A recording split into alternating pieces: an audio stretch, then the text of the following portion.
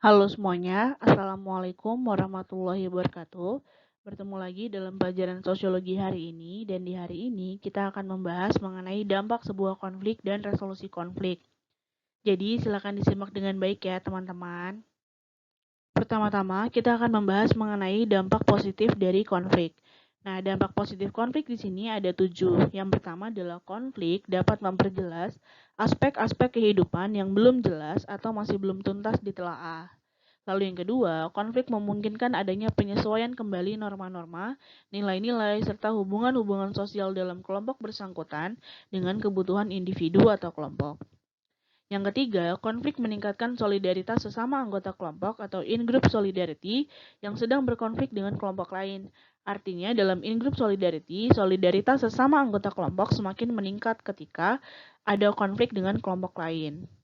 Yang keempat adalah konflik merupakan jalan untuk mengurangi ketergantungan antar individu dan kelompok.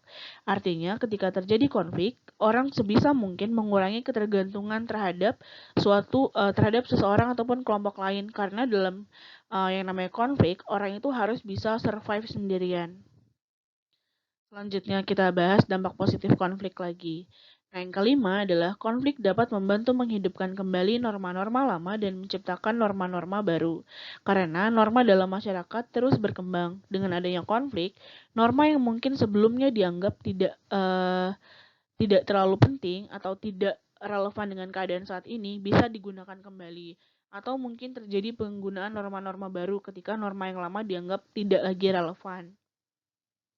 Lalu yang keenam adalah konflik dapat berfungsi sebagai sarana untuk mencapai keseimbangan antara kekuatan-kekuatan yang ada di dalam masyarakat. Artinya, konflik bisa menciptakan keseimbangan ketika kekuatan yang ada di dalam masyarakat dirasa seimbang sehingga tidak ada pihak yang mendominasi. Lalu, dampak positif konflik yang terakhir adalah konflik memunculkan sebuah kompromi baru apabila pihak yang berkonflik berada dalam kekuatan yang seimbang. Sehingga dengan kekuatan yang seimbang ini, orang bisa berkompromi karena tidak adanya intimidasi ataupun tekanan dari kelompok yang lebih kuat. Selanjutnya kita bahas mengenai dampak negatif konflik. Dampak negatif konflik yang pertama adalah keretakan hubungan antar individu dan persatuan kelompok. Betul, karena misalnya terjadi konflik antara individu yang berbeda dalam satu kelompok yang sama, sehingga memungkinkan konflik yang tadi menimbulkan keretakan dalam sebuah kelompok. Lalu yang kedua adalah kerusakan harta benda dan jatuhnya korban manusia. Konflik bisa menimbulkan yang namanya kerusakan harta dan benda dan jatuhnya korban manusia ketika berakhir dengan kekerasan. Lalu berubahnya sikap kepribadian para individu, baik yang mengarah pada hal-hal positif atau negatif. Jadi dengan adanya konflik, sifatnya ini bisa destruktif ataupun konstruktif. Misalnya, orang bisa berubah menjadi lebih mandiri setelah punya konflik, karena tidak lagi bergantung pada orang lain. Atau orang bisa merasa cemas karena misalnya pernah diintimidasi ketika mengalami sebuah konflik. Lalu yang terakhir adalah munculnya dominasi kelompok pemenang atas kelompok yang kalah. Nah, ini yang dimaksud dari bisa muncul peluang intimidasi dari kelompok pemenang terhadap kelompok yang kalah. Sehingga kelompok yang kalah ini akan merasa kayak tidak punya power untuk menghadapi kelompok pemenang. Selanjutnya kita bahas mengenai resolusi konflik. Jadi, dilansir dari buku A Glossary of Terms and Concepts in Peace and Conflict Studies, karya Christopher A. Miller, resolusi konflik adalah suatu pendekatan yang memiliki tujuan untuk menyelesaikan konflik melalui pemecahan masalah secara konstruktif. Selain itu, resolusi konflik juga bisa diartikan sebagai usaha untuk mencapai keluaran konflik dengan menggunakan metode resolusi konflik. Tujuan utama melakukan resolusi konflik adalah untuk mencapai perdamaian. Berkaitan dengan resolusi konflik tadi, ada teori yang disebut sebagai safety valve atau katup penyelamat. Pada umumnya, masyarakat memiliki sarana atau mekanisme untuk mengendalikan konflik di dalam tubuhnya. Beberapa sosiolog menyebutnya sebagai katup penyelamat atau safety valve. Louis A. Kosser melihat katup penyelamat itu sebagai jalan keluar yang dapat meredakan permusuhan antara dua pihak yang berlawanan. Lalu, bagaimana mekanisme kerja dari si safety valve atau katup penyelamat? Nah, mekanisme kerjanya adalah katup tersebut membiarkan luapan permusuhan tersalur tanpa menghancurkan sebuah struktur. Katup penyelamat itu menyediakan objek-objek tertentu yang dapat mengalihkan perhatian pihak-pihak yang bertikai agar tersalur ke arah lain.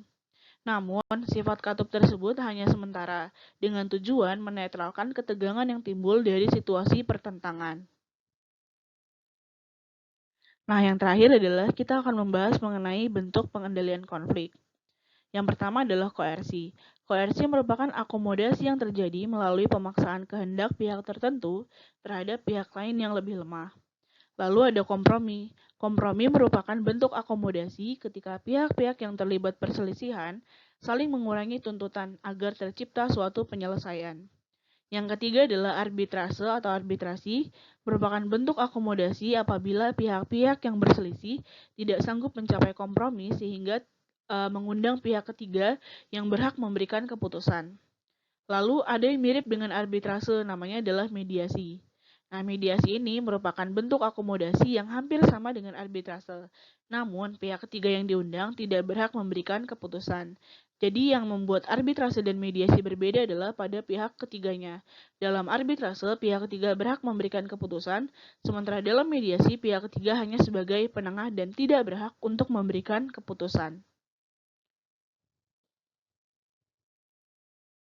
Selanjutnya, nomor 5 ada konsiliasi.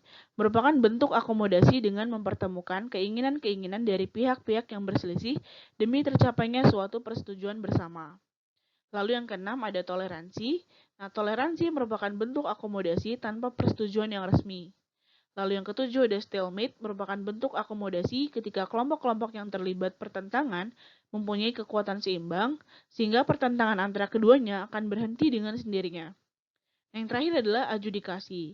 Adjudikasi merupakan penyelesaian masalah atau sengketa melalui jalur hukum, sehingga hasil yang diperoleh berkekuatan kuat dan mengikat karena berdasarkan keputusan hukum. Sekian untuk pertemuan kita hari ini. Semoga apa yang saya sampaikan bisa kalian pahami.